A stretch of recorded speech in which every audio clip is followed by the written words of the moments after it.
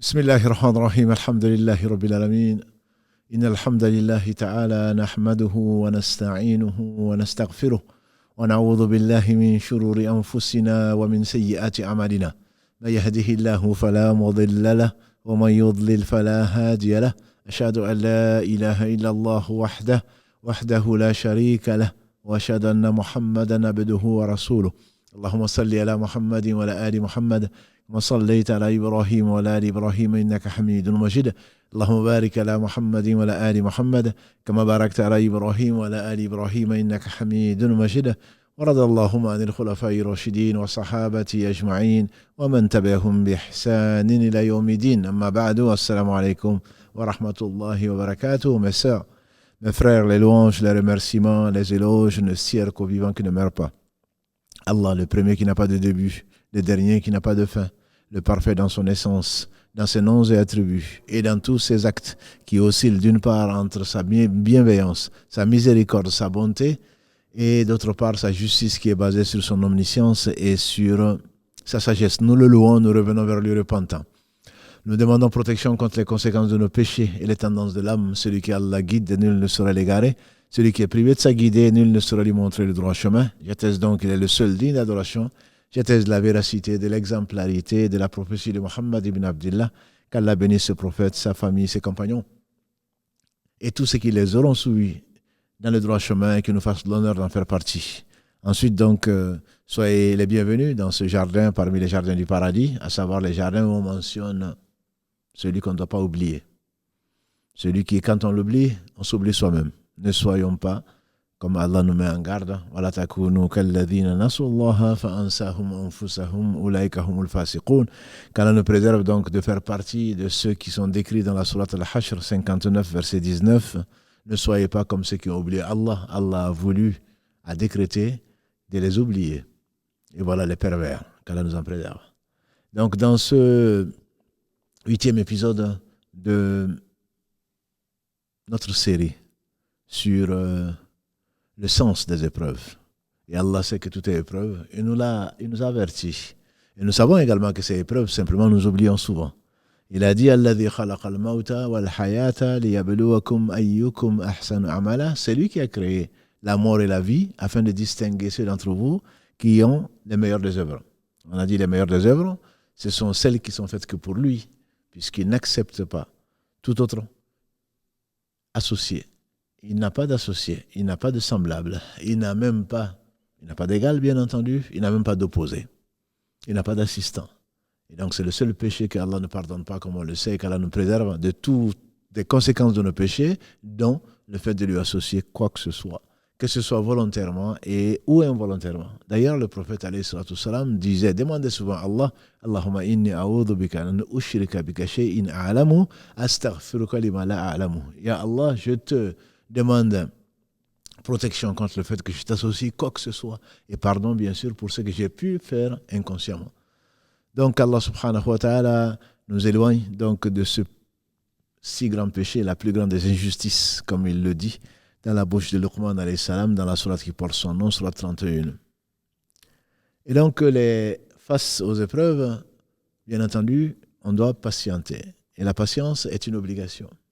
La patience est une obligation, même si la satisfaction est recommandée. Mais la patience est une obligation. Celui qui ne patiente pas, certainement, comme l'ont fait les meilleurs d'entre nous, que sont les prophètes, alayhi salatu wassalam, ensuite, ceux qui les ont pris comme modèle, celui qui ne patiente pas, certainement, aura une vie malheureuse dans ce bas monde. Il ne sera jamais satisfait. Et il aura une vie, certainement, douloureuse dans l'au-delà qu'Allah nous en préserve. Donc Allah nous accorde la dose qu'il nous faut de patience et qu'on lui demande de ne pas nous éprouver plus qu'on ne peut supporter. Et lui, il est le tout-sachant, le miséricordieux par essence et par excellence. Donc la patience, comme disent les savants, est de trois types. Elle est de trois types. La patience pour les obligations, pour ce qu'Allah a ordonné. Et tout ce qu'il a ordonné, ce n'est que le bien, ou le bien l'emporte sur le mal. Ce qu'il a ordonné, c'est indispensable surtout. C'est ce qu'il faut comprendre. J'ai lu, il n'y a pas si longtemps, quelques heures, un message d'un frère qu'Allah le reforme et qui s'est mis a fouillé dans le passé de personnes qu'il aime. Il a découvert des choses qui, aujourd'hui, lui posent de grands problèmes. Je ne vais pas rentrer dans le détail. Aujourd'hui, qui lui pose des grands. C'est lui qui souffre aujourd'hui. Pourquoi? Allah nous a dit, voilà, c'est jassassou. Et n'espionnez pas. Et n'espionnez pas. Combien de nos sœurs savent de quoi je parle? Quand on espionne, quand on regarde le téléphone de l'époux ou de l'épouse, parfois on trouve des assassins parmi eux. Parfois on trouve des injustes dans tous les cas. On a été injuste vis-à-vis de nous-mêmes en désobéissant à Allah subhanahu wa ta'ala. Donc ça c'est la deuxième forme de patience qui est indispensable. Le fait de résister grâce à Allah à la désobéissance à Allah subhanahu wa ta'ala. La troisième forme, et non la moindre, c'est ce que nous nous appelons épreuve. C'est face donc aux vicissitudes de la vie, face aux choses qu'on n'aime pas. Et pour cela, il faut avoir un comportement le meilleur. C'est ce qui nous préoccupe aujourd'hui, Inch'Allah, parce que ça arrive à tout un chacun. Qu'on le veuille ou pas, on a déjà traité que ce n'est que par pure miséricorde, même par amour, qu'Allah subhanahu wa ta'ala nous éprouve par ce qu'on n'aime pas, pour justement qu'il soit le seul aimé, parce qu'il est le seul être qui doit être aimé pour lui-même. De cette patience, les savants disent que, notamment l'imam Ahmed, qu'Allah lui fasse miséricorde, on dit qu'il a cité près de 90 versets qui ont un rapport avec la patience.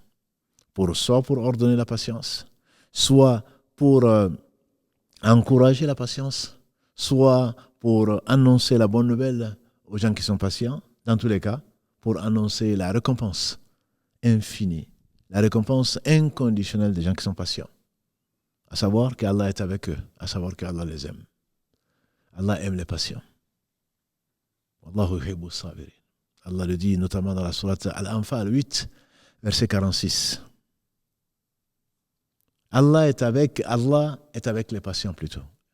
Inna Allaha ou Allahu ma'as sabirin. Allah est avec les patients. Dans la sourate Al-Imran, après avoir parlé de ce douloureux événement qu'ont subi les compagnons du prophète sallallahu alayhi wa sallam, il a dit dans le verset 146, donc de la sourate 3 Al-Imran, Inna Allaha yuhibbu as-sabirin. Allah les aime. Il n'y a pas mieux. C'est Allah qui annonce qu'il aime les patients. Ne serait-ce que par ce verset, le fait que par cette information, on doit tout faire pour nous qui prétendons aimer Allah et recherchons l'amour d'Allah. Allah a dit qu'il aime. Et Allah aime les patients. Wallahu ma'as sabirin. Allah est avec les patients. Sourate, on a dit 8, verset 46. Allah aime les patients. Inna Allaha yuhibbu as-sabirin. Sourate 3, verset 146. Si ça devait servir certainement de leçon, cela nous amènerait pas à rechercher les épreuves parce qu'on en a toujours, mais à accepter les épreuves. À accepter les épreuves. Quand on pense à la récompense, Allah dit subhanahu wa ta'ala dans la sourate Az-Zumar, sourate 39, il dit dans le verset 10, Inna Allaha innama yuwaffa as-sabiruna ajrahum bighayri hisab. Allah récompense les patients sans compter. Sans compter. C'est pour cela d'ailleurs qu'on dit qu'entre ceux qui sont remerciants et ceux qui sont patients, ils ont souvent discuté pour savoir est-ce que c'est mieux de remercier ou est-ce que c'est mieux de patienter. Et on fait dire à l'imam Shafi'i, qu'Allah lui fasse miséricorde, le fondateur de l'une des 4 écoles sunnites connues en tout cas, on lui fait dire, on lui a demandé est-ce que mieux vaut être patient ou mieux vaut être remerciant. Il dit tu ne saurais être remerciant que si tu patientes. Donc les deux vont de pair. Et on lui fait dire également, ou on fait dire à son élève, l'imam Ahmad, la foi ou la religion, ça dépend de ce que l'on dit, mais ils sont synonymes. La foi et ou la religion sont divisibles par deux. C'est deux moitiés. Une moitié, c'est la patience, une moitié, c'est la reconnaissance ou le remerciement. La troisième catégorie, donc, que nous considérons, que nous n'aimons pas, que nous considérons donc comme l'épreuve, les infortunes, ce qu'on n'aime pas, qu'on rencontre, qu'on le veuille ou pas, et parfois on n'est pas responsable de cela. Responsable, vous avez bien compris, et on verra pourquoi. On est quand même responsable, mais on ne cherche pas, et on ne voit pas souvent sa part de responsabilité, les infortunes. Donc, sont nécessairement là pour nous purifier. Mais en même temps, parmi les choses les plus difficiles à supporter, c'est le mal des gens. C'est le mal des gens. Le mal d'autres choses qui arrivent, que ce soit un tremblement de terre, que ce soit la mort d'un proche, que ce soit je ne sais quoi d'autre, on sait qu'on n'y peut rien. Mais le mal des gens touche à notre ego. Le mal des gens est beaucoup plus insupportable que ce qu'Allah envoie où on est complètement démuni. Or, ce mal des gens est nécessaire. Est nécessaire pour nous purifier. Ce mal des gens, ça fait partie donc des preuves, soit pour nous, soit contre nous. En effet, la femme de Al-Aziz, la femme donc du puissant, Allah c'est le puissant, dans la sourate 12, celle qui a voulu séduire, ou qui a essayé de séduire Youssouf alayhi salatu salam, prophète, fils de prophète, petit-fils de prophète, arrière-petit-fils de l'intime d'Allah subhanahu wa ta'ala, et Allah l'a sauvé de cette tentation qui est terrible, tentation terrible, qui a fait de lui le prototype même d'une des catégories, des 7 catégories qui seront sous l'ombre du trône d'Allah, le jour du jugement dernier, qu'Allah nous compte parmi ces 7 catégories, ce jour où il n'y aura d'autre ombre que l'ombre de ce trône-là. Quelqu'un à qui une femme belle et noble s'est proposée et qui a dit « Je crains Allah ». En effet, c'est ce qu'il a dit. Et bien entendu, belle et noble sont des qualificatifs. C'est Allah qui a voulu cela. C'est bien entendu comme tentation pour la personne et tentation pour les autres hommes. Quand Allah a voulu créer l'homme et la femme, qu'il a voulu créer cet attrait entre l'homme et la femme, c'est bien, et qu'il a fixé des limites pour notre vie, pour notre honneur. Ça fait partie des 6 choses qu'Allah a rendues sacrées. C'est pourquoi il a fait descendre des lois à tous les peuples au travers des prophètes et des messagers. Bien entendu, il n'a pas dit une femme laide et esclave ou une femme vieille femme, autre chose. Il y a bien entendu qu'Allah fasse miséricorde aux vieilles femmes mortes croyantes, aux vieilles femmes, pour tout ce qu'elles ont donné. Elles ont été jeunes, certainement belles. Mais une belle femme est noble, c'est bien parce qu'il y a une tentation. Si il n'y avait pas cette tentation-là, il n'y aurait pas de mérite. Et nous l'avons dit au moins une fois dans cette série, c'est que la récompense est proportionnelle à la difficulté. C'est pour cela qu'un jeune homme qui, dans sa jeunesse, est tenté, mais vraiment tenté, par le monde extérieur, par la gloire, par le sexe, par tout ce qu'on peut imaginer, et qui résiste et qui applique les lois d'Allah subhanahu wa ta'ala, est bien plus méritant que quelqu'un qui est au crépuscule de la vie. C'est pour cela que la deuxième catégorie parmi les 7 cités par le prophète sallam qui seront sous l'ombre, le jour où il n'y aura d'autre ombre que l'ombre donc du trône d'Allah subhanahu wa ta'ala, c'est un enfant qui a été éduqué dans l'islam. Donc ça, c'est l'une des catégories. Et on a également dit que quand on est roi, et c'est la première catégorie qu'a cité le prophète sallam, et moi je pense à Omar bin Khattab, quand on est roi, quand on est fort, quand on a l'autorité, on a tendance à être injuste. Et c'est pour cela qu'il a dit al-imam, imamun adil, un imam, un guide, un roi, un possesseur d'une parcelle de responsabilité ou de pouvoir qui est juste. Parce que rien, à part Allah, ne peut nous empêcher de faire ce que l'on veut. Et donc, on a tendance à dépasser. Et on a tendance à être injuste. On a tendance à prendre le droit des autres. On a tendance à prendre ce qui n'est pas de notre droit. Voilà. Donc, il y a d'autres catégories, bien sûr. On ne va pas rentrer dans le détail. C'est juste pour dire que s'il n'y a pas de tentation, il n'y a pas de mérite. Plus la tentation est forte, plus la patience est récompensée. Plus la patience est récompensée. Or, il se trouve, comme le dit, donc cette femme, et Allah ne l'a pas démenti dans le verset 53 de la sourate 12. Inna nafsa la amaratun bisu illa ma rahima rabbi. L'âme incite au mal, sauf si Allah lui fait miséricorde. Et donc, mes frères et sœurs, on est parfois étonné du mal des gens. Or, en réalité, Allah a dit la amla anna jahannama min al-jinnati wan nasi ajma'in. Je remplirai, dit Allah, l'enfer des hommes et de djinns. Si la part de l'enfer, le jour du jugement dernier, qu'Allah nous en préserve, c'est quand Allah dira, ô Adam, il dira labayka ya Rabb, me voici au Seigneur. Allah dira, ô Adam, extrait de ta progéniture la part de l'enfer. Et il demandera quelle est la part de l'enfer, et on lui dira, la part de l'enfer, c'est 999 sur 1000 de tes enfants. Donc 999 sur 1000 des fils d'Adam iront en enfer, ou passeront par l'enfer. Donc, si ceci est vrai, et c'est une certitude, comment s'étonner du mal des gens? Si j'étais bien, Allah serait injuste. Allah est juste. Quel que soit ce qui t'arrive, ma soeur, quel que soit ce qui t'arrive, mon frère, dis-toi une chose, c'est qu'Allah est juste. Allah est juste. Et donc, ce n'est pas aujourd'hui ce que tu vois qui t'arrive, que ça vienne de l'extérieur ou de toi-même, sache qu'Allah est juste. C'est pour te purifier qu'il t'éprouve par ce que donc tu n'aimes pas, et très certainement, tu es quelqu'un qui pêche, tu es un pécheur. Et donc Allah subhanahu wa ta'ala est juste, quel que soit ce qui t'arrive. Parce qu'il est juste, celui qui a fait le mal va le payer. Je vous dis 999 pour 1000 des fils d'Adam, qu'Allah nous préserve d'en faire partie. Et mieux que nous, les compagnons du prophète sallam, comme vous le savez, quand ils ont entendu ça, ils croyaient, eux, en l'au-delà. C'est toute la différence, disait Ibn Mas'ud, avec les gens qui ont suivi. Ils croyaient en l'au-delà. Quand le prophète sallam parlait de l'au-delà, il disait, c'est comme si on y était.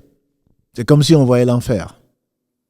Et Hanzala, Kadalagré, il disait, quand on te parle, quand on est avec toi, tu parles de l'enfer comme si on voyait l'enfer. Quand tu parles de paradis, c'est comme si on voyait le paradis. Et quand on est avec nos épouses, on oublie. Et nos enfants.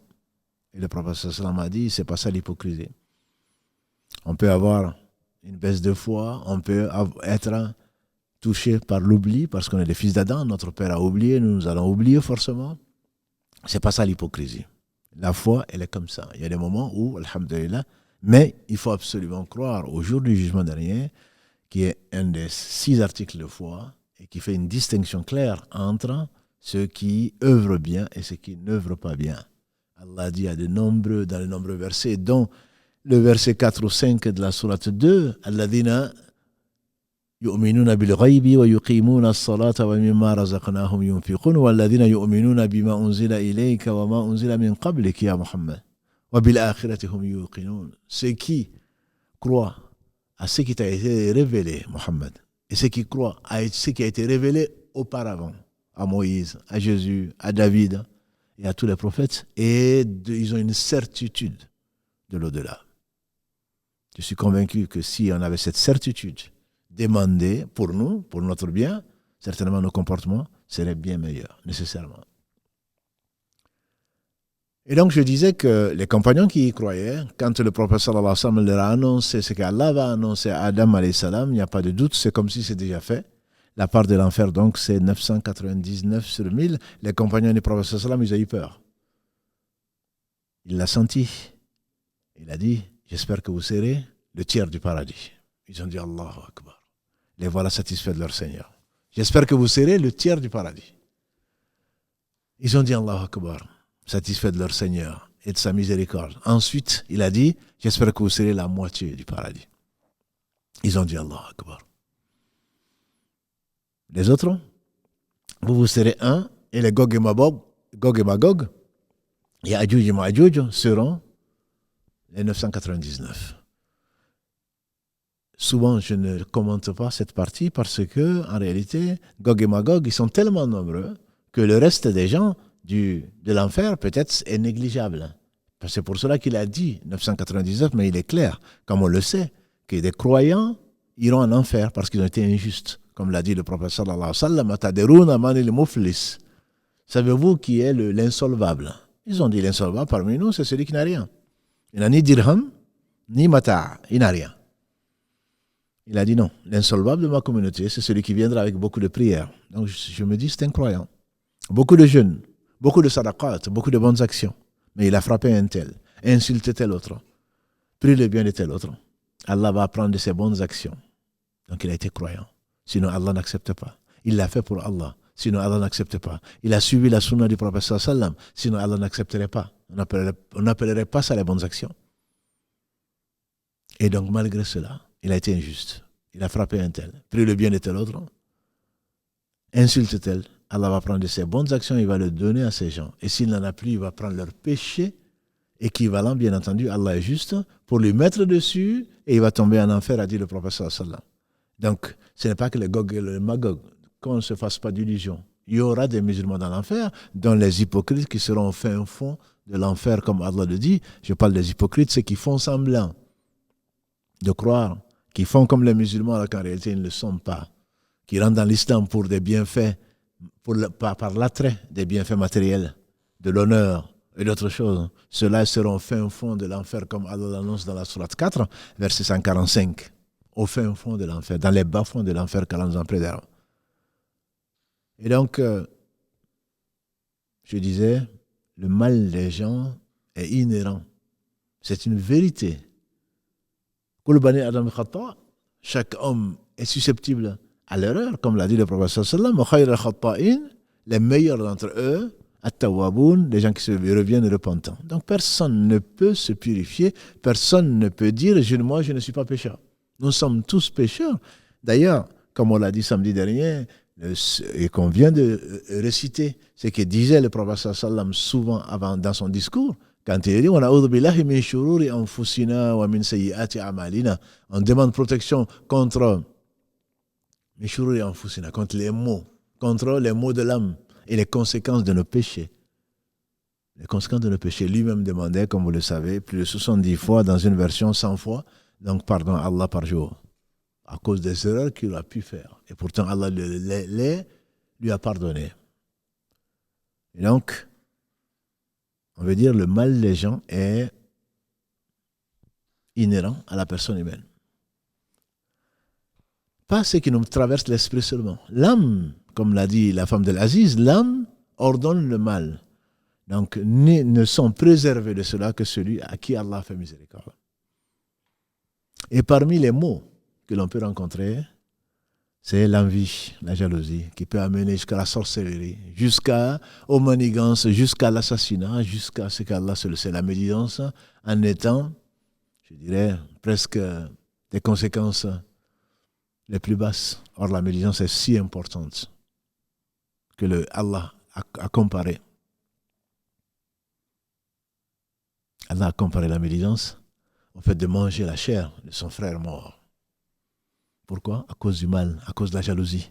Dans nos sociétés, au lieu d'envier celui qui a réussi, au lieu d'envier, essayer d'avoir les mêmes objectifs que lui, demander à Allah de le bénir et de nous donner pareil, la tendance de l'homme et de la femme, c'est d'envier ce que la personne a. Donc de vouloir sa disparition, malheureusement. Ça ne t'apporte rien. Alors que si tu avais aimé ce qu'Allah lui a donné, béni, demander à Allah de bénir ce qu'il lui a donné, tu aurais eu la même récompense que lui. Mais non, l'âme ordonne le mal. Donc le mal des gens, surtout quand les gens ont un peu de pouvoir, un peu de beauté, et ce n'est pas grand-chose par rapport à ce qu'Allah a donné à Youssouf, qui avait la moitié de la beauté, à ce qu'Allah a donné à Hawa, Ève, ce qu'Allah a donné à Sarah, qui a eu la moitié de la beauté. Néanmoins, les gens sont jaloux. Jaloux et jalouses. Peuple, cette terre. Alors que si Allah a voulu ce qu'il a voulu, c'est par pure sagesse, ce sont des épreuves. Pourquoi jalouser alors quelqu'un? Quand Allah a confié une parcelle de responsabilité, quelqu'un qui est président, qui est même chef d'un groupe, qui est ministre, et voilà les gens de concocter, de médire, de calomnier, c'est-à-dire le mensonge de lui attribuer, de faire tout ce qu'on n'aimerait pas qu'on nous fasse. Et c'est une avance pour eux, et c'est du bien, comme Allah le dit, notamment dans la sourate 24 An-Nur, à propos de notre mère, Aïcha Kalalagré, Allah l'a honorée dans ce bas monde en faisant d'elle celle que le prophète sallallahu alayhi wa sallam aimait le plus. Et le prophète sallallahu alayhi wa sallam n'aimait certainement pas ce que Allah n'aime pas. Elle a été son épouse préférée dans ce bas monde et elle sera une de ses épouses au paradis. N'en déplaise aux ennemis d'Allah, ennemis d'eux-mêmes. Allah dit, ne pensez pas cette calomnie qu'ils ont apportée en lui attribuant ce qu'elle n'a jamais fait, Hachalillah, ne pensez pas que c'est mal pour vous, c'est du bien pour vous. Ne pensez pas que c'est du mal pour vous, c'est du bien pour vous. Et donc le mal que nous subissons et dont nous sommes parfois des auteurs, parce qu'il ne faut pas se purifier. Le mal que nous faisons subir aux autres, c'est un transfert de compte à compte. C'est un transfert de compte à compte. Ne pense pas que le mal que l'on dit de toi, à condition que ce ne soit pas vrai, le mal qu'on dit de toi, ne pense pas que ce soit du mal pour toi. On fait dire à Jésus, quand quelqu'un, alayhi salam, on lui fait dire, quand quelqu'un te parle du mal de toi, c'est une occasion pour toi de te purifier. On fait dire à Omar ibn Khattab, quand la grecque, Allah bénisse, celui qui voit mon mal et qui vient m'en parler pour que je me... C'est quelqu'un qui t'aime, pour que je me reforme. Pour que je me reforme.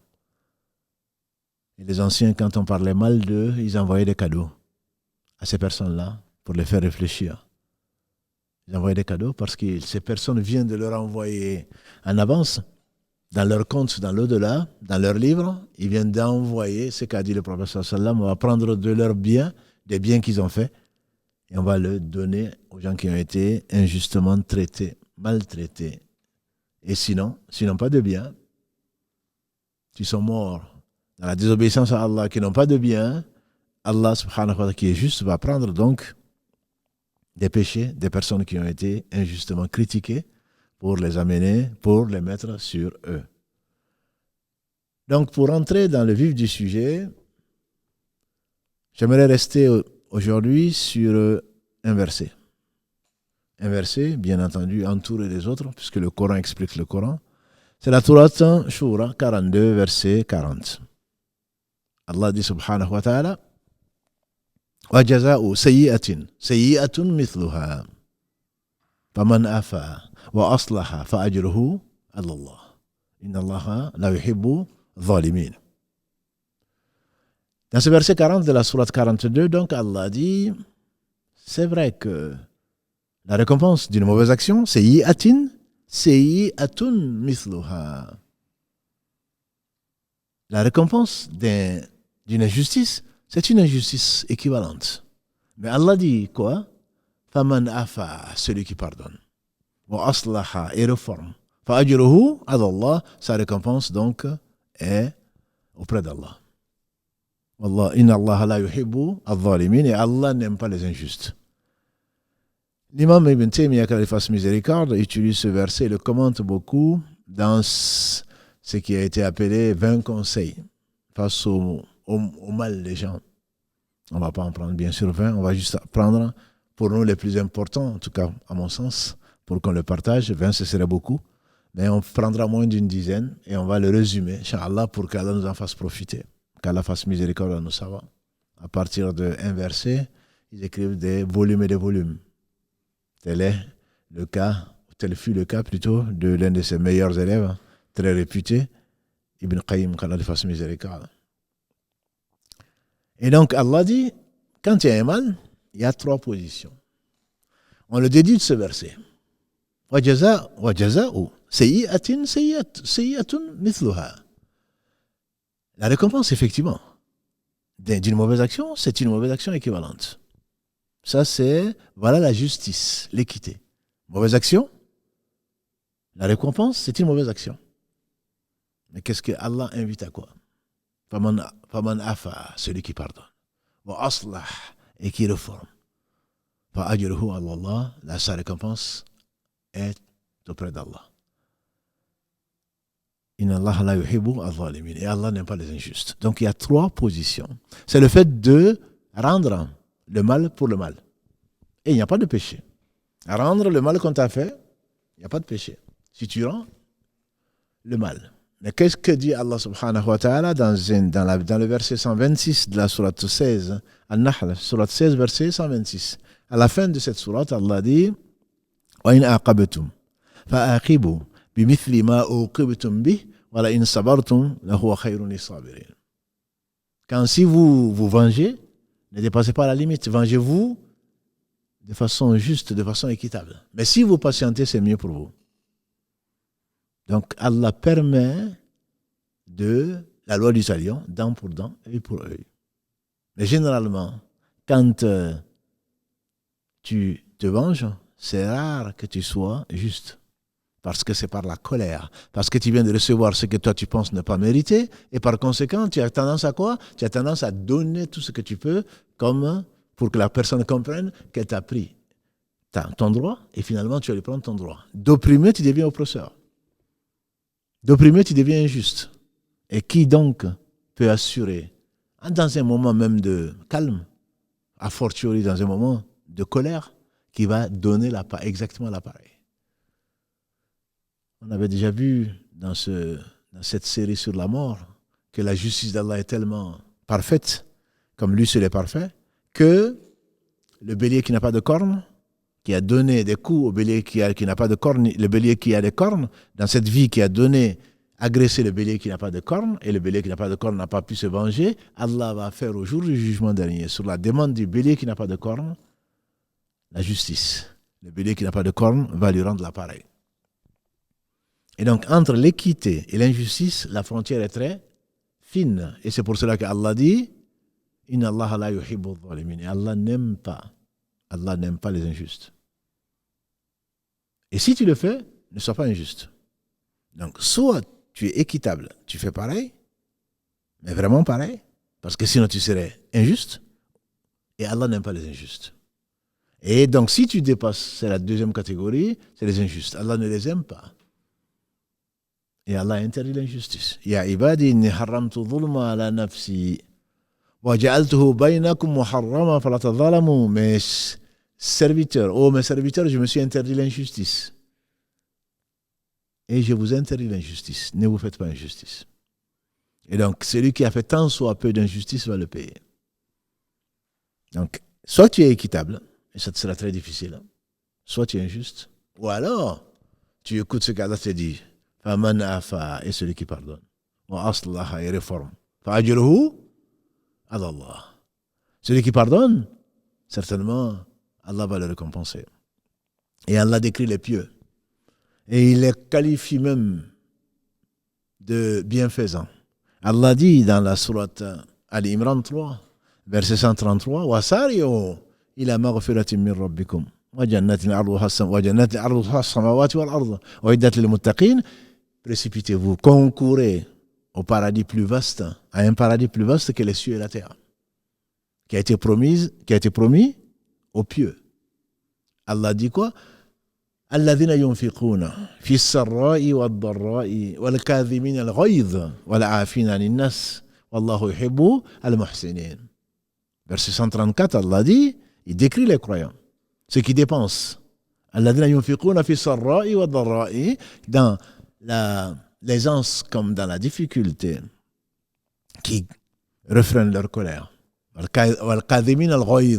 Ils sont en colère, mais ils refrènent. L'homme fort, a dit le prophète sallallahu alayhi wa sallam, ce n'est pas celui qui terrasse son ennemi. L'homme fort, c'est celui qui se maîtrise quand il est en colère. Ils sont en colère, mais ils la maîtrisent. La piété, les pieux, nécessairement pardonne aux gens. Wallahu yuhibbul muhsinin. Et Allah les qualifie. Cela de qui? De bienfaisants. Des bienfaisants. Et Allah aime les bienfaisants. Et rien qu'à cette idée de l'amour d'Allah subhanahu wa ta'ala, il suffit. L'idée suffit, elle suffit. Rien qu'à cette idée que Allah t'aime. Et quand Allah aime, on connaît la conséquence. Allah qui n'a besoin de rien t'aime. Il appelle l'ange Gabriel, ya Jibril, j'aime un tel, aime-le. Jibril descend dans les cieux, voit les anges. Allah ordonne ceci, ils n'ont pas de volonté propre. Ils aiment. Les anges, dans les cieux, aiment ce que Allah aime. Les anges descendent sur la terre et sur la mer, ils insufflent l'amour d'une telle personne aux gens. Je pense à Moussa, alayhi salatu salam. Quand Allah a mis son amour dans la femme de Pharaon, Assia.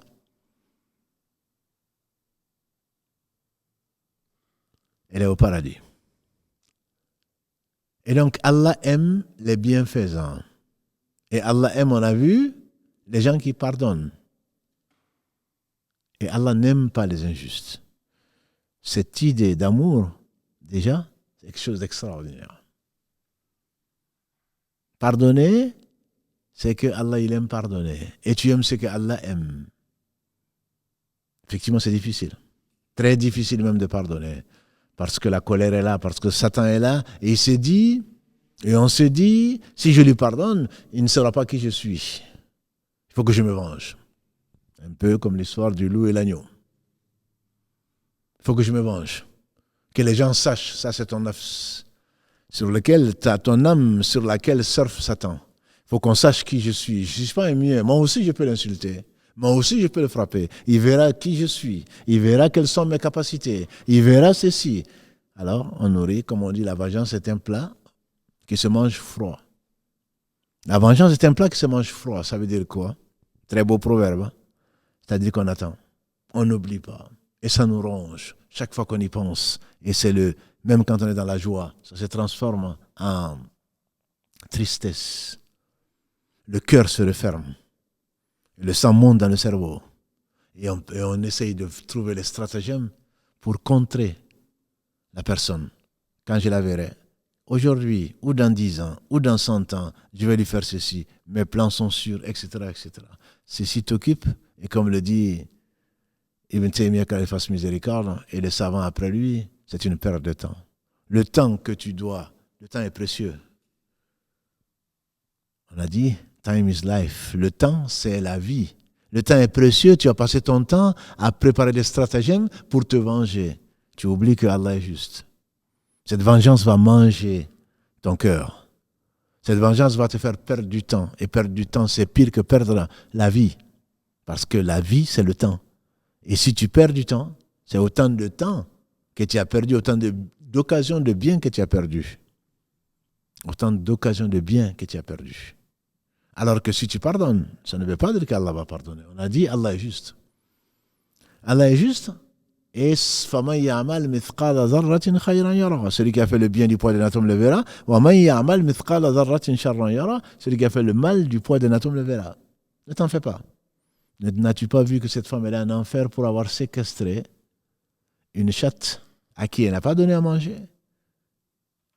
Mais elle ne l'a même pas laissé sortir pour aller chercher les bêtes de la terre. Elle a séquestré, la bête est morte. Et le professeur Sallam a dit, à cause de ça, elle a été châtiée en enfer. Donc ne t'en fais pas, ce n'est pas parce que la personne t'a fait du mal qu'elle ne va pas le payer. Elle va le payer, à moins qu'elle revienne repentante. Qu'elle regrette ce qu'elle a fait, qu'elle demande pardon quand c'est possible. Sinon qu'elle prie au moins et qu'elle fasse du bien pour la personne qui a été injustement traitée. Allah seul sait qu'on est tous des injustes. La vengeance, qu'est-ce qu'elle apporte? Pas grand-chose. Tandis que le pardon, comme l'a dit le prophète sallallahu alayhi wa sallam dans ce qui a été rapporté par l'imam muslim, qu'Allah lui fasse miséricorde après Abu Huraira, radiallahu ta'ala anha, le pardon, al-afwi, le pardon n'a fait qu'augmenter le degré des gens chez Allah. Le pardon n'a fait qu'augmenter le degré chez Allah, subhanahu wa ta'ala. Et donc, quand tu pardonnes, si en apparence, extérieurement, tu parais faible aux yeux des gens, ils t'aiment quand même. Ils aiment cette qualité qu'ils n'ont pas ou qu'ils aimeraient avoir en tout cas. Voilà quelqu'un qu'on a insulté, voilà quelqu'un qu'on a agressé, il n'a même pas répondu. Et ça fait plus de mal à l'agresseur que le fait de lui donner l'appareil parce que ça lui donne une bonne conscience. Ça lui donne une bonne conscience. Mais je l'ai frappé, il m'a frappé. Je l'ai insulté, il m'a insulté. Donc je n'ai plus de mauvaise conscience. Alors que je l'ai frappé, il n'a pas répondu. Si la personne agressive t'agresse, c'est bien parce qu'elle veut te provoquer. Elle veut t'amener à la faute. Et si tu évites cette faute-là, toute la faute ou toutes les fautes lui retombent dessus. Alors que chez Allah, comme l'a dit le prophète sallam, il ne parlait pas de lui-même, là, le pardon élève. Le pardon élève un degré chez Allah subhanahu wa ta'ala. Si tu le savais, certainement tu pardonnerais. N'as-tu pas vu que cette rancune, cette haine que Satan met entre les croyants, c'est ce qui amène les guerres, et même entre les non-croyants, ce qui amène les guerres d'hier et d'aujourd'hui, et de demain certainement, et qu'en pleine prière, tu penses au mal que quelqu'un t'a fait, et que ça te perturbe complètement, tu ne sais même pas dans quel raka tu es, tu ne sais même pas dans quel soujoud tu es, alors c'est Satan qui a gagné. Et comme j'ai dit, ce n'est pas parce que tu as pardonné qu'Allah va te pardonner. Et on sait dans l'histoire de Aïcha, qu'Allah l'agrée, celui qui a calomnié Aïcha, celui qui a répandu cette hypothèse qui était complètement fausse, était quelqu'un qui était entretenu par son père Abu Bakr Siddiq, radiallahu ta'ala. Donc parfois, bien sûr qu'on est déçu. Par qui? Par des gens qui sont très proches. Mais c'est moi qui... Non, c'est pas possible. Si, c'est possible. Parce que tu l'as surestimé. C'est pour cela que quand tu vois Allah faire ce qu'il fait, tu ne peux que le remercier. On ne connaît pas les gens. On pense les connaître, on ne les connaît pas. Si on les connaît, on ne connaît que très peu. Mais on s'étonne soi-même, ma sœur. On est nous-mêmes étonnés parfois de nos réactions. Et ça veut dire que tu ne te connais pas. Comment tu veux que quelqu'un d'autre te connaisse? On est souvent déçu par des proches.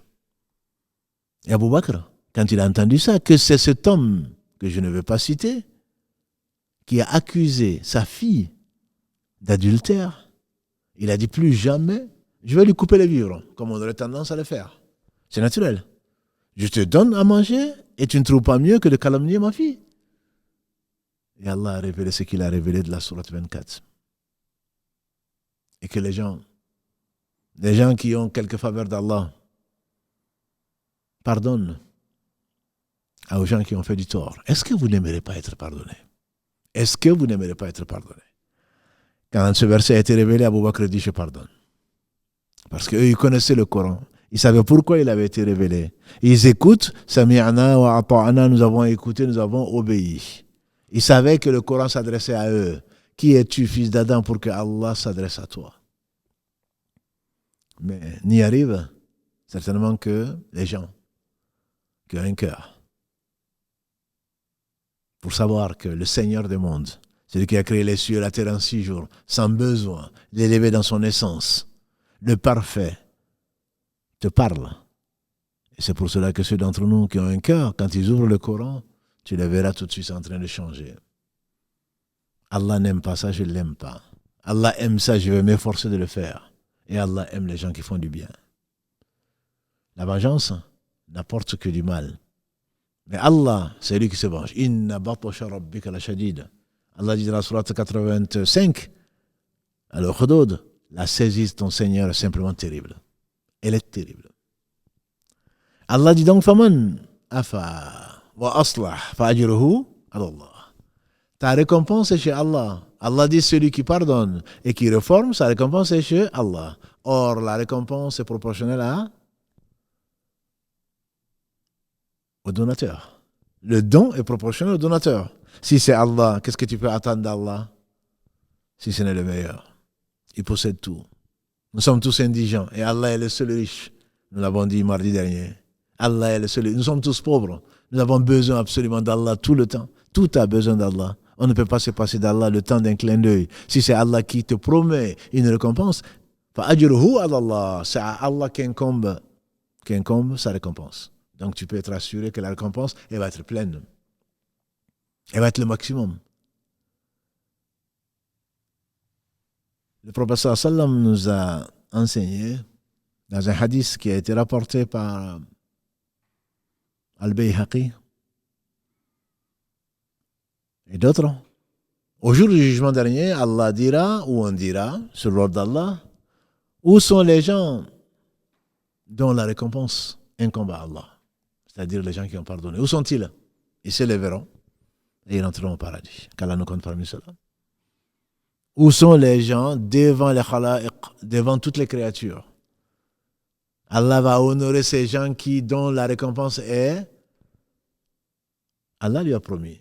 Allah a promis à ces gens-là, qu'Allah nous compte parmi ceux-là, une récompense. Où sont-ils? Bien qu'ils sachent, pour les honorer, ils s'élèveront. Ils s'élèveront et alors ils rentreront au paradis. La récompense d'Allah, bien entendu, c'est le paradis. C'est qu'aucun œil n'a vu, aucun n'aura entendu parler, même dont l'imagination n'est passée dans l'esprit de personne. Celui qui a le degré le plus bas du paradis, c'est comme ce bas monde 10 fois, sans rentrer dans d'autres versions. Ce bas monde 10 fois. La récompense d'Allah subhanahu wa ta'ala, sa promesse est vraie. Son châtiment peut ne pas se réaliser. Sa menace peut ne pas se réaliser, mais sa récompense sa promesse est vraie. Où sont-ils, ces gens? Ils vont se lever et Allah va les honorer. Et Allah dit, Allah n'aime pas les injustes. Il aime les bienfaisants. Et donc ces bienfaisants seront récompensés. Sans compter que si tu le fais et que ceci t'arrive dans la voie d'Allah, ma sœur, parce qu'elle se comporte bien, ah oui, mais elle était comme ça. Aujourd'hui, elle se prend pour qui? Elle fait la belle, elle porte son gilbab, elle porte son ceci, et ce frère maintenant, voilà, il a laissé la barbe, il a fait ceci, il a fait cela. Toi, tu les appelles au bien, ils t'appellent au mal. Mais rappelle-toi le verset 111 de la sourate 9. Inna Allah ashtara min al-mu'minina anfusahum wa amwalahum bi anna lahumul jannah. Allah a acheté aux croyants leurs biens et leur personne en récompense du paradis. Donc si le mal qui t'est fait est sur le chemin d'Allah, cela fait partie du contrat que tu as passé avec Allah. Et Allah satisfait certainement va remplir les termes du contrat, le paradis, si tu lui as accordé tes biens qui lui appartiennent et ta personne qui lui appartient. Si c'est fait parce qu'on t'a calomnié, on t'a fait du mal, injustement traité de tout ce qu'on peut imaginer, entre intégristes et radicalisés et le reste. Si c'est fait, alors qu'effectivement tu as le meilleur comportement vis-à-vis d'Allah et de ses créatures, que tu n'as ni tué, ni menti, ni fait une injustice à qui que ce soit, alors ta récompense est d'autant plus grande. C'est qu'Allah veut montrer au monde, prendre des témoins, que s'il te met au paradis, c'est en toute équité, en toute justice. En toute équité, en toute justice. On peut continuer comme ça, mais avant tout, et c'est ce qui m'importe ici, ce n'est pas juger les gens. L'imam Ibn Taymiyyah, qu'il fasse miséricorde, il dit, quand un mal te touche, la première chose à laquelle tu dois penser,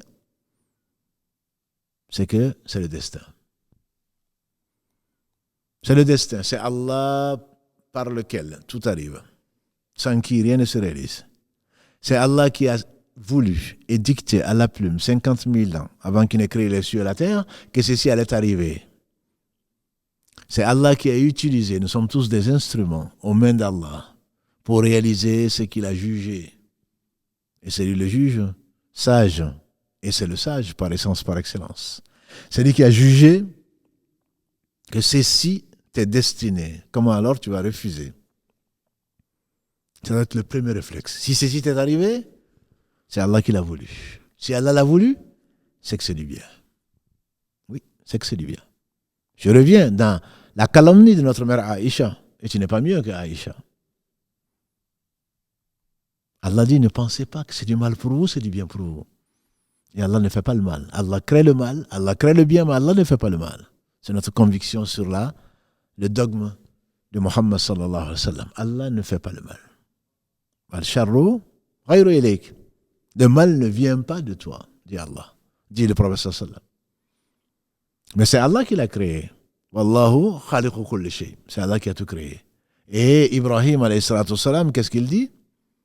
Il dit aux polythéistes, Wallahu khalaqakum wa ma ta'malun. C'est Allah qui vous a créé ainsi que ce que vous faites. Surat 37, Safat, verset 96. Wallahu khalaqakum wa ma ta'malun. C'est Allah qui vous a créé ainsi que ce que vous faites. Donc le réflexe quand on t'insulte, quand on t'agresse, si tu veux que ton cœur s'apaise, et ala bi dhikrillahi tatma'innu al-qulub, n'est-ce pas que c'est par le rappel d'Allah que les cœurs s'apaisent, hein? Si une chose arrive, hein, rappelle-toi Allah. Le rappel d'Allah apaise les cœurs. Surat 13, verset 28. Ala bi dhikrillahi tatma'innu al-qulub. Ne le cherche pas, ne prends pas de calmant. Rappelle-toi Allah, et voilà que ton cœur il s'apaise. Sache que ça vient du destin. La conséquence directe, c'est quoi? La conséquence directe, c'est que tu te poses la question, comme on l'a souvent vu dans ces épisodes, pourquoi Allah m'a envoyé ça? Si Allah te l'a envoyé, puisqu'il est juste, puisqu'il est sage, puisqu'il est omniscient, c'est à cause de toi. C'est à cause de toi-même. Tout ce qui vous arrive, ça vient de vous-même. Dit Allah subhanahu wa ta'ala dans cette même sourate d'ailleurs, 42, verset 30. Ce qui vous arrive, ça vient de vous-même.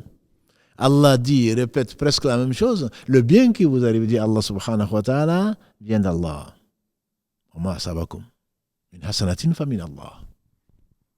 Et le mal qui vous arrive, ça vient de vous-même. Allah dit dans sa sourate 4, verset 79. Le bien qui t'arrive, ça vient d'Allah. Wa ma bikum min ni'matin fa min Allah. C'est Allah qui le dit dans la sourate 16, verset 53. Wa ma bikum min ni'matin fa min Allah. Tout bien qui vous arrive, ça vient d'Allah. Et le mal, ça vient de vous-même. 4,79. Sourate 4, verset 79. Et Allah dit, comme on l'a vu, à Uhud, après Uhud plutôt, quand il a éprouvé les meilleurs des hommes après les prophètes, je pense aux compagnons du prophète sallam, qui ont demandé au prophète sallam d'où ça nous vient. Allah dit, dis-leur à Muhammad, ça vient de vous-même. Ça vient de vous-même. Sourate 3, verset 165. Ça dit, ça vient de vous-même. Donc, si Allah t'envoie que tu sois la cible d'attaque, d'où ça vient? Ça vient de toi-même. Et c'est une occasion pour toi de revenir vers Allah subhanahu wa ta'ala, de lui demander pardon, parce qu'Allah veut te pardonner des fautes que tu ne vois pas. Allah veut t'éviter, ou alors Allah va t'élever en degré. Comme l'a dit le prophète sallam, il n'y a pas de maladie, il n'y a pas de fatigue, il n'y a pas un mal qui touche le croyant depuis la piqûre d'une épine jusqu'au souci, sans que Allah ne lui enlève des péchés ou ne l'élève en degré. Et où ne l'élève en degré. Et donc, pose-toi la question, pourquoi Allah m'envoie ceci? Et si ça t'amène, effectivement, à demander pardon, et c'est le minimum. Le meilleur des hommes, le plus parfait des hommes, si la perfection était de ce bas monde, le plus parfait des hommes, c'est Mohammed sallallahu alayhi wa sallam. Ce sont les prophètes, alayhi wa sallam. Et pourtant, il demandait pardon souvent à Allah subhanahu wa ta'ala, plus de 70 fois par jour, comme on a vu dans la version d'Imam al-Bukhari, 100 fois par jour dans la version d'Imam Muslim. Et les deux ne sont pas contradictoires, parce que 100, c'est plus de 70 fois. Et les compagnons avaient une excellente mémoire, et ils ne mentaient pas. Même les non-musulmans ne mentaient pas à cette époque. Que dire alors des compagnons du prophète sallam, les meilleurs des croyants après les prophètes alayhim sallam. Le minimum, c'est de demander pardon à Allah. Peut-être qu'Allah veut que tu te rappelles un péché ou des péchés que tu as fait et que tu reviennes vers lui. On a vu l'exemple d'un péché et guérison de l'imam Ibn Qayyim, quand il fasse miséricorde. On a déjà qu'un homme est sorti et le chien a aboyé. C'est pas un homme, c'est le chien qui a aboyé. Et on se demande qu'est-ce que c'est que ça? Allah te veut du bien. Le chien a aboyé et il est rentré chez lui.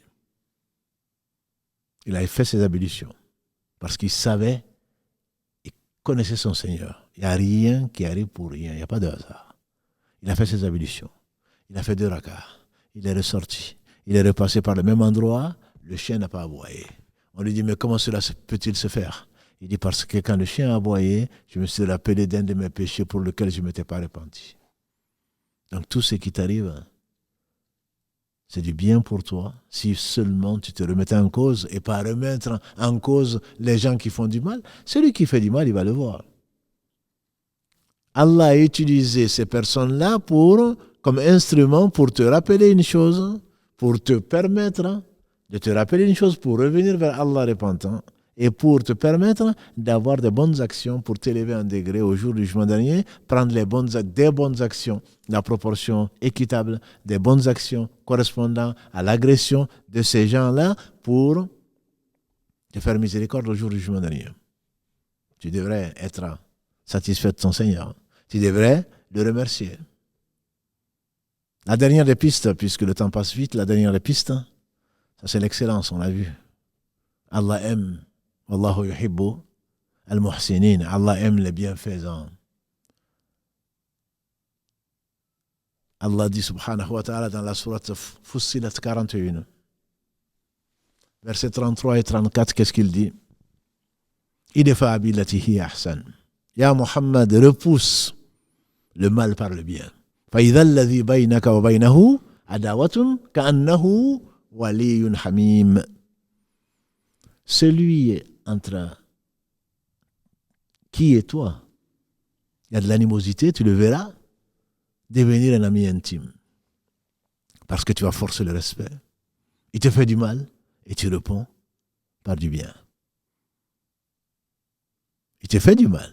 Au lieu de répondre par le mal, ce que tu peux faire, qu'est-ce que tu vas faire? Tu vas patienter, tu vas lui pardonner. Non, plus que ça. Tu vas lui faire du bien. Et Allah rajoute, وَمَا يُلَقَاهَا إِلَّا الَّذِينَ صَبَرُوا. N'y arrive à ce point que les gens qui ont patienté. Les patients. وَمَا يُلَقَاهَا إِلَّا ذُو حَظٍّ عَظِيمٍ. Et n'y arrive que les gens qui ont une forte détermination. Tels étaient les prophètes alayhi salam. Notamment Mohammed sallallahu alayhi wa sallam, comme vous le savez, quand il était à Uhud, qu'on a voulu l'assassiner, à la Mecque, il a fui pour aller à Médine. Ensuite, ils sont venus découdre avec lui en année 3 de l'Hégire, après Badr, qu'Allah les a humiliés, et qu'ils ont voulu l'assassiner, qu'ils ont pensé même l'avoir tué, et que ses compagnons lui demandent, Ya Rasulallah, maudis ces gens-là. Comment un peuple, il s'essuyait le sang de sa face. Sa fille Fatima, Kalalagré, une des 4 femmes, meilleures femmes qu'elle a été rapportée, la reine des femmes du paradis, Kalalagré, était là sur le champ de bataille à Uhud, en train de soigner son père, en train de brûler une partie de la natte pour essayer d'arrêter l'hémorragie. Et le professeur Salam s'essuyait du sang, le sang du professeur Salam qui coulait. Il dit, comment un peuple qui fait couler le sang de l'envoyé d'Allah Salam peut-il réussir? Comment un peuple qui fait couler le sang du meilleur des hommes, surtout le sang de celui qui est le plus aimé d'Allah, surtout le sang de celui qu'Allah a envoyé pour nous orienter vers ce qu'il aime, sans lequel nous sommes tous perdus, comment est-ce qu'on peut faire couler son sang? Et Allah a laissé couler ce sang-là, par sagesse. Par sagesse. Et Allah subhanahu wa ta'ala, quand les compagnons du prophète sallam lui ont demandé, et on peut le comprendre, Ya Rasulallah, maudis-les, demande à Allah de les maudire. Qu'est-ce qu'il dit? C'est que certains d'entre vous connaissent certainement. Allahumma aghfir qawmi fa innahum la ya'lamun. Oh Allah, pardonne à mon peuple parce qu'ils ne savent pas. Et Ibn Qayyim, l'élève de Ibn Taymiyyah, disait, ce qu'on a vu assez récemment, dans ça, il y a 4 niveaux d'excellence. Wallahu yuhibbul muhsinin. Allah aime les bienfaisants. Il y a 4 niveaux de bienfaisance. Au-dessus des croyants, il y a les bienfaisants. Quand l'ange Gabriel alayhi salam est venu trouver le prophète sallam, alors qu'il était sous la forme d'un homme que personne ne connaissait, quand il a demandé qu'est-ce que c'est que l'islam, il a défini, qu'est-ce que c'est que l'iman, la foi, il a défini, il dit qu'est-ce que c'est que l'excellence, al-ihsan, qu'est-ce qu'il a dit? Il a dit al-ihsan, anta abudullah, ka'annaka tarahu, fa illam takun tarahu, fa innahu yarak. L'excellence, c'est que tu adores Allah comme si tu le voyais. C'est-à-dire que tu trouves de la joie à te soumettre à celui qui t'a créé, qui t'a permis de l'adorer. Mais si tu ne le vois pas, et tu le verras dans l'au-delà, au paradis, Inch'Allah, si tu meurs croyant, sache que lui te voit. Donc abstiens-toi d'être injuste. Ibn Qayyim disait donc il y a 4 niveaux d'excellence dans cette invocation. On te demande de maudire un peuple, et il priait pour eux. Oh mon Dieu, pardonne à mon peuple. Parce qu'ils ne savent pas. On a dit donc, oh mon Dieu, pardonne à mon peuple. Ça, c'est un niveau d'excellence. Il a subi de l'injustice, il demande à Allah, pas de le venger, de pardonner à son peuple. Et Ibn Qayyim rajoute, s'il a demandé à Allah de le pardonner, de pardonner à son peuple, c'est que lui, il les a pardonnés forcément. 2e niveau d'excellence. 3e niveau, il dit, mon peuple, oh Allah, ils sont de moi je suis d'eux. On est issus du même sang. À cause de moi, pardonne-leur. Et ensuite, il leur trouve une excuse. En effet, ils ne savent pas parce qu'ils ne savent pas. S'ils savaient, ils ne le feraient pas.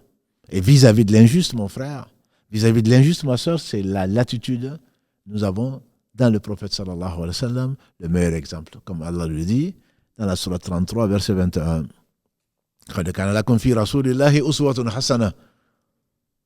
Vous avez dans le prophète sallallahu alayhi wa sallam, le prophète d'Allah, le meilleur exemple. Pour celui qui croit en Allah et au jour du jugement dernier se rappelle Allah souvent.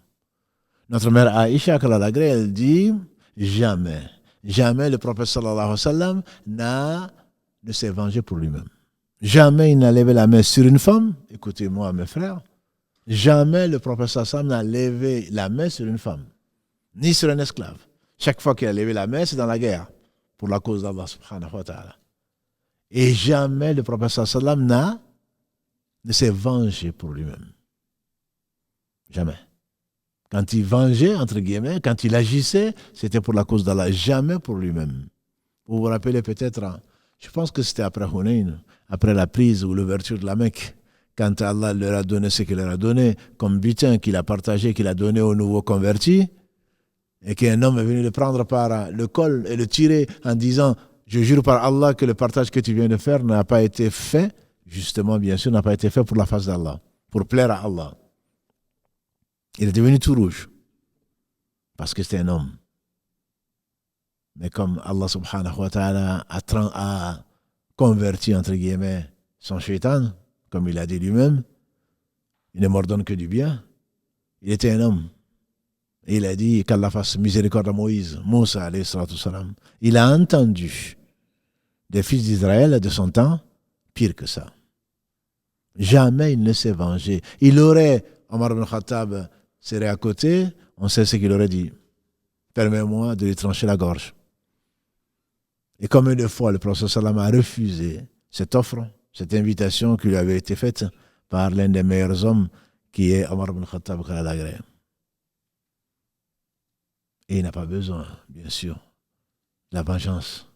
Combien de fois il a été attaqué, alayhi salatu salam. Son honneur a été attaqué. Physiquement, il a été attaqué. Son honneur a été bafoué. Combien de fois quand il a appelé Allah, on se rappelle comment est-ce que la sourate 111 a été révélée, Tabbat yada abi lahabin wa tab. Je vous renvoie à la vidéo courte qu'on a faite pendant ce ramadan sur l'explication de cette sourate. Tabbat yada abi lahabin wa tab. Et ce n'est pas le seul. Inna a'tainaka al-kawthar. Son oncle qui veut l'humilier devant tout le monde. C'est pour cela que nous a appelés, pour n'adorer qu'un seul Dieu, alors qu'il était monté sur Safa, en train de les appeler au bien, que tes mains périssent. C'est Allah qui a répondu à sa place. C'est Allah qui a répondu. On a dit que parce que ses enfants, ses fils mouraient à bas âge, eh bien, c'est voilà quelqu'un de ridicule. Il n'aura plus de traces. Parce que chez les Arabes, comme d'avant, comme d'aujourd'hui, chez beaucoup de gens, celui qui ne laisse pas de fils, son nom va disparaître. Alors que la fille n'est pas moindre que le fils, et le fils n'est pas meilleur que la fille. Inna akramakum indallahi atqakum, le meilleur d'entre vous chez Allah, le plus honoreux chez Allah, le plus pieux. C'est Allah qui a répondu à sa place. Un jour meilleur qu'aujourd'hui, il était assis, alayhi salatu salam, et il y avait des gens qui invectivaient, agressaient verbalement Abu Bakr, celui qu'il a aimé le plus parmi les hommes. Et voilà que Abu Bakr ne parlait pas. Il est au paradis. Omar est au paradis. Othman est au paradis. Ali est au paradis. Talha est au paradis. Zubayr est au paradis. Abdurrahman ibn Auf est au paradis. Saad ibn Abi Waqqas est au paradis. Zayd est au paradis. Car les agrès tous, ils ne sont pas les seuls, mais ils sont au paradis. Abu Bakr était assis, il n'a rien dit. Et voilà qu'il a commencé à répondre. Le prophète sallam s'est levé. Il s'est levé en partant. Et Abu Bakr, comme je l'imagine, en train de ramasser ses habits pour aller rapidement le trouver, il dit à Rasulallah, messager d'Allah, tu es parti, mais c'est eux qui ont commencé. C'est eux qui ont commencé. C'est eux qui ont agressé, tu étais présent. Et au moment où j'ai parlé, tu es parti. Il dit oui, en effet. En effet, tant qu'ils étaient en train de t'agresser, Allah a envoyé des anges qui répondaient à ta place. Toi, tu ne parlais pas, mais ne pense pas que celui qui t'agresse, Allah ne le voit pas, ou ne va pas le punir, ou ne va pas lui répondre. Tant que tu ne parlais pas, Allah a mis des anges pour te défendre. Mais quand tu as commencé à parler, Shaitan est rentré. Shaitan est rentré. Alors moi, je ne reste pas à un endroit où il y a Shaitan. C'est pour cela qu'il est parti, sallallahu alayhi wa sallam. Sans compter que la vengeance que tu vas faire, je dis, tu peux être injuste. Sans compter que la vengeance que tu vas faire va amener peut-être une escalade. Combien on voit dans les quartiers, combien on voit, je ne vais pas citer de ville. Et aujourd'hui, est-ce qu'il y a une ville qui n'a pas ses quartiers entre des clans qui défendent leur territoire. Un tue un autre, l'autre tue de l'autre clan, etc. Et ça devient une guerre entre les tribus et entre les gens qui n'y sont pour rien. La vengeance n'est pas la méthode. C'est facile à dire. Je vous en conçois. Mais c'est vraiment ça la solution. La solution, c'est de laisser la vengeance à Allah le juste. Allah est juste. Il a interdit l'injustice. Qu'Allah nous donne la force de comprendre et ensuite de mettre en œuvre. Allahumma arina al-haqqa haqqan warzuqna ittiba'a. Oh Allah, montre-nous la vérité telle qu'elle est et permets-nous de l'appliquer, de la suivre. Wa arina al-batila batilan warzuqna ijtinaba. Et montre-nous le faux sous sa vraie forme, même si elle est cachée, et paraît être le vrai, et permets-nous de nous écarter. Combien d'entre nous connaissent le faux, mais n'arrivent pas à s'en écarter? Combien d'entre nous voient la vérité, mais n'arrivent pas à la suivre? C'est grâce à Allah, tout bien vient d'Allah, wa la hawla wa la quwwata illa billah. On va s'arrêter là, Inch'Allah. Voilà quelques pistes. Il se peut que, comme l'a dit le prophète sallallahu alayhi wa sallam, celui qui l'entend, celui à qui on raconte, il se peut qu'il profite plus que celui qui l'a entendu. Et dans mon cas, il se peut qu'Allah vous fasse profiter, même si c'est par moi que Allah a voulu vous le faire entendre, qu'Allah subhanahu wa ta'ala nous compte parmi ceux qui entendent. Alladhina yastami'una al-qawla fayattabi'una ahsana. Ceux qui, d'une parole qu'ils entendent, ou des paroles qu'ils entendent, ils choisissent le meilleur. Qu'Allah bénisse celui qui ne s'est jamais vengé pour lui-même.